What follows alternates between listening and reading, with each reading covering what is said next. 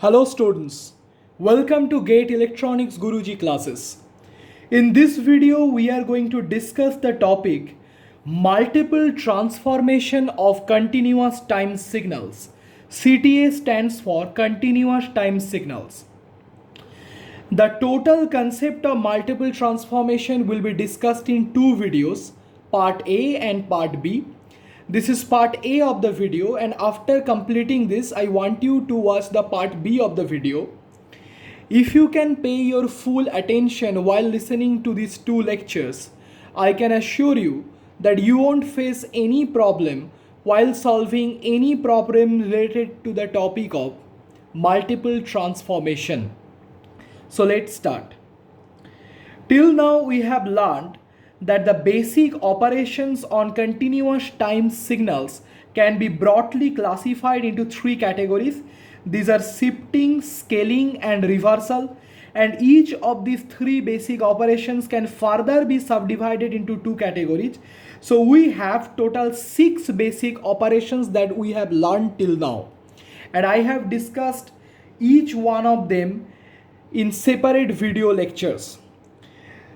By multiple transformation we mean out of these 6 basic operations, if more than one basic operations are applied to transform one signal into another signal, then the transformation is said to be a multiple transformation. Suppose we have the parent signal or the original signal denoted by x of t, and after transformation suppose we have obtained a signal yt. Say while transforming xt into yt, three basic operations are applied. These are time shifting, time scaling and amplitude scaling. So these three basic operations are applied on the signal xt to transform it into the signal yt.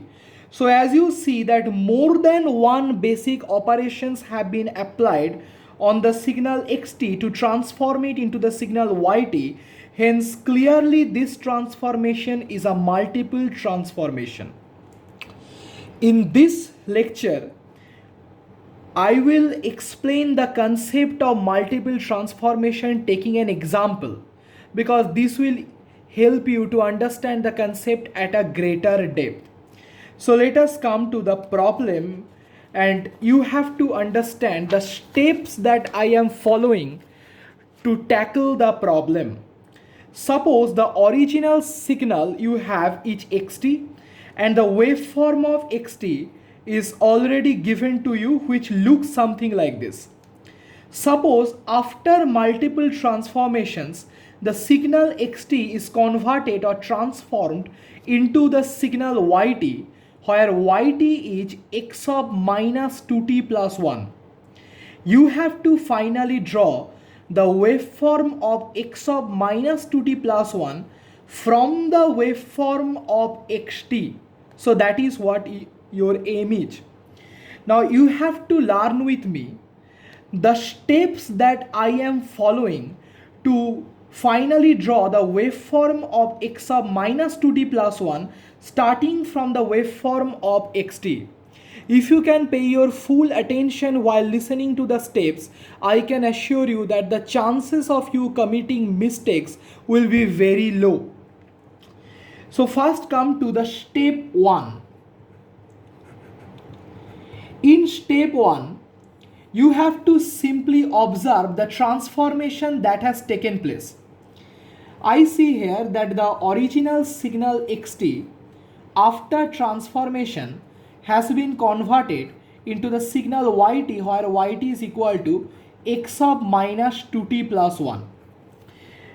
So in step 1, observing the transformation and based on your intuition, you have to make an intelligent guess about what are the different basic operations that might have been applied on the signal xt to transform it into the signal yt. So see how am I doing this. Observe.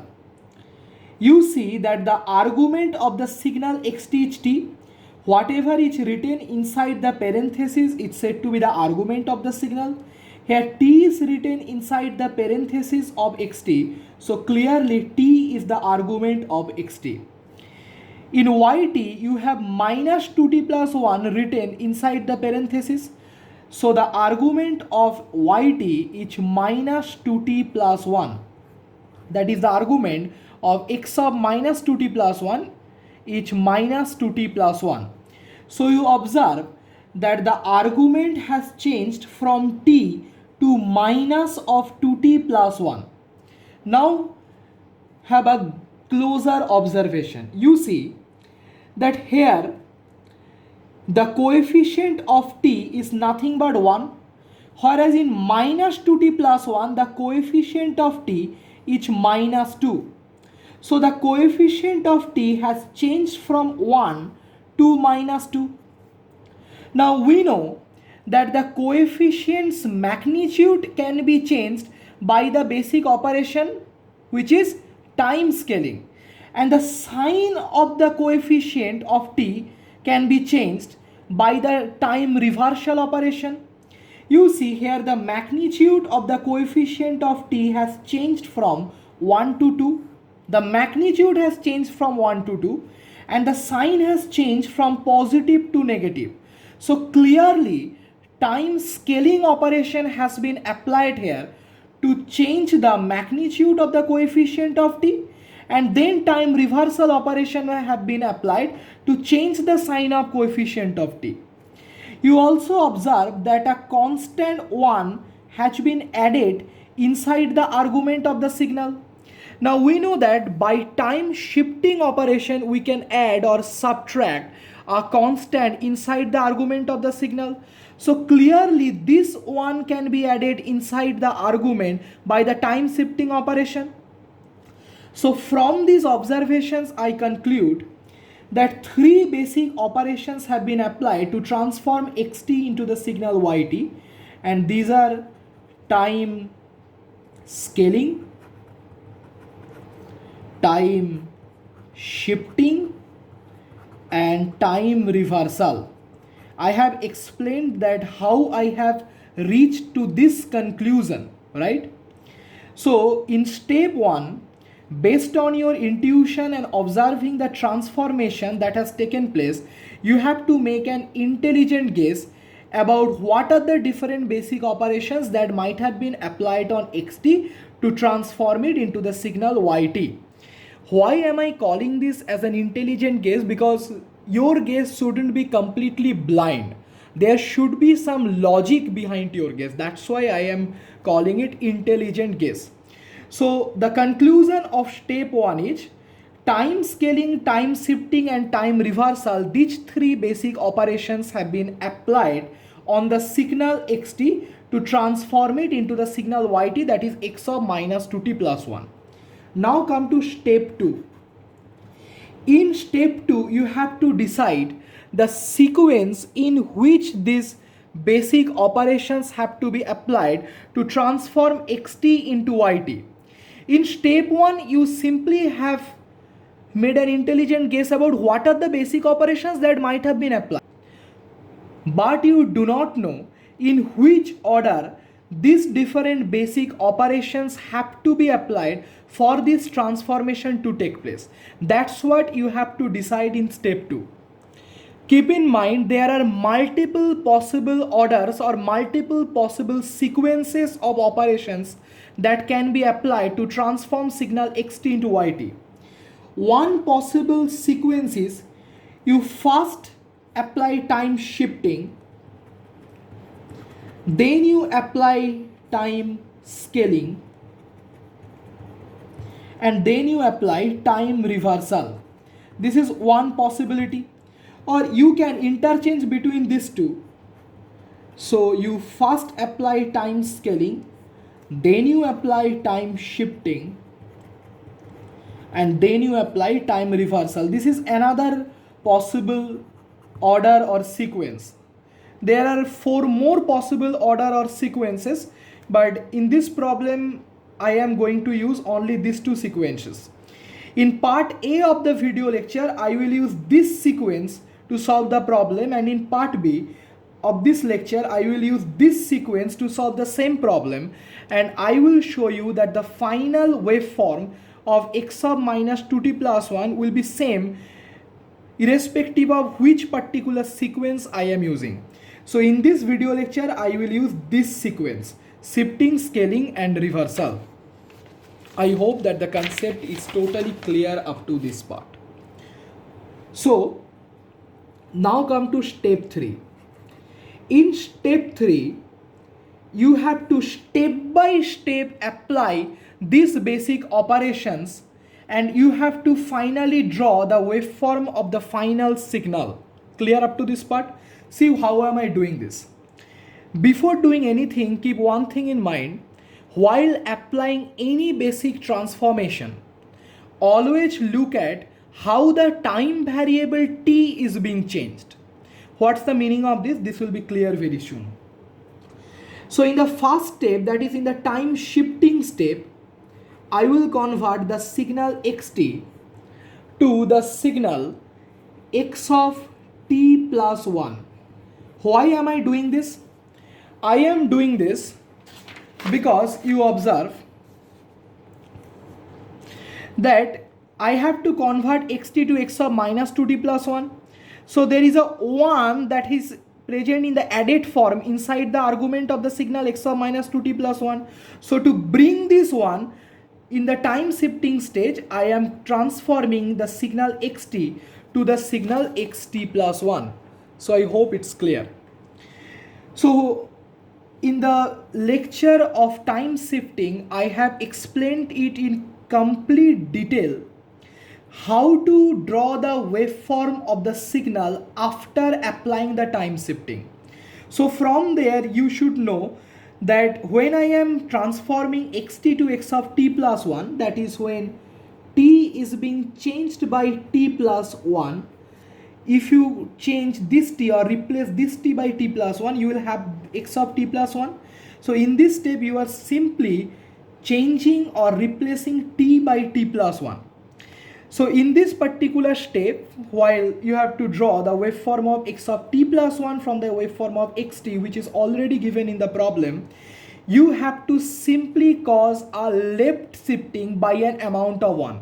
I won't explain it here that why am I causing a left shifting by an amount of 1. I have explained it in great detail in the lecture of time shifting. So if you haven't watched that lecture, please go to the playlist and watch the video on time shifting. So let me now draw the waveform of xt plus 1 from the waveform of xt. The waveform of xt is already given in the problem, which is shown something like this. And now you have to draw the waveform of x of t plus 1 from here. So let me quickly draw the waveform. So that's how the waveform of x of t plus 1 will look like. If you compare the waveform of xt and x of t plus 1, you observe that the waveform of xt plus 1 is shifted towards left by 1 unit as compared to the waveform of xt. So clearly you observe that this is the time shifting stage where the signal's waveform have been shifted towards left by 1 unit. Now in the next step, I will convert x of t plus 1 to x of 2t plus 1. The question is, why am I doing this? Because you observe that you have to finally draw the waveform of x of minus 2t plus 1. So there is a 2 present as a scaling factor in the coefficient of t. So to bring this 2, I have to apply the time scaling stage or the time scaling operation with a scaling factor of 2. So I hope it's clear why am I doing this. So in this step, when you are transforming x of t plus 1 to x of 2t plus 1, you observe that you are simply replacing t by 2t. If you replace this t by 2t, you will have x of 2t plus 1. So clearly this step is the stage or the step of time scaling with a scaling factor of 2. So I will now draw the waveform of x of 2t plus 1 from the waveform of x of t plus 1 by simply causing or applying a time scaling with a scaling factor of 2. In the lecture on time scaling, I have already explained it in complete detail how to draw the waveform of any signal after time scaling, so I won't explain it here. So if you haven't watched the video lecture on time scaling, please go to the playlist and watch that particular lecture. So now I will draw the waveform of x of 2t plus 1 from the waveform of x of t plus 1 by simply applying a time scaling with a scaling factor of 2. So let me draw the waveform quickly. So that's how the waveform of x of 2t plus 1 look like. You observe that while transforming the waveform of x of t plus 1 to x of 2t plus 1, the amplitude has remained same at 1, but every instant of time has been divided by a factor of 2. So this minus 3 has been divided by 2, and the time instant has changed from minus 3 to minus 3 by 2, and the time instant 1 has changed to half, because in the time scaling operation with a scaling factor of 2, I have to divide every instant of the time axis by the scaling factor, that is 2 in this case. So that's how the waveform of x of 2t plus 1 will look like. Now in the last stage, I will apply time reversal and I will finally draw the waveform of x of minus 2t plus 1. So the question is that why am I doing this? See, finally I had to draw the waveform of x of minus 2t plus 1, and from x of 2t plus 1, if I want to transform it into x of minus 2t plus 1, I have to replace the t by minus t. If you replace the t here by minus t, so this 2t plus 1 will be converted to x of minus 2t plus 1, and you know the operation where the time variable t is changed from t to minus t is the time reversal operation. So in this step, I have to apply the time reversal operation to obtain x of minus 2t plus 1 from x of 2t plus 1. I have already explained in the lecture on time reversal that for the time reversal to apply, you have to simply flip the waveform about y-axis. So to apply the time reversal on this particular waveform, I have to simply flip this waveform about y-axis. So after the transformation where t is being changed to minus t, that is time reversal, the waveform will look something like this. This is the final waveform of x of minus 2t plus 1. See, when we have moved from x of 2t plus 1 to x of minus 2t plus 1, that is why t has been replaced by minus t, that is this is a step of time reversal. I have simply flipped the waveform about y-axis, so this is the final waveform that we need as the answer. So this is the waveform of yt. So I will complete this lecture here. In the next lecture, I will solve the same problem using another possible sequence. That is, instead of applying time shifting first, I will first apply time scaling and then I will apply time shifting. And I will show you that whatever be the sequence you want, you can apply. If you are applying it correctly, you can always reach the correct answer from any possible sequence. So I hope that the concept is clear up to this part. If you have any doubt regarding this, please let me know in the comment section. And watch the part V of the video lecture, because in part B of the video lecture, I will solve the same problem using another possible sequence, and I will clear a very important doubt that most of the students have. Thank you.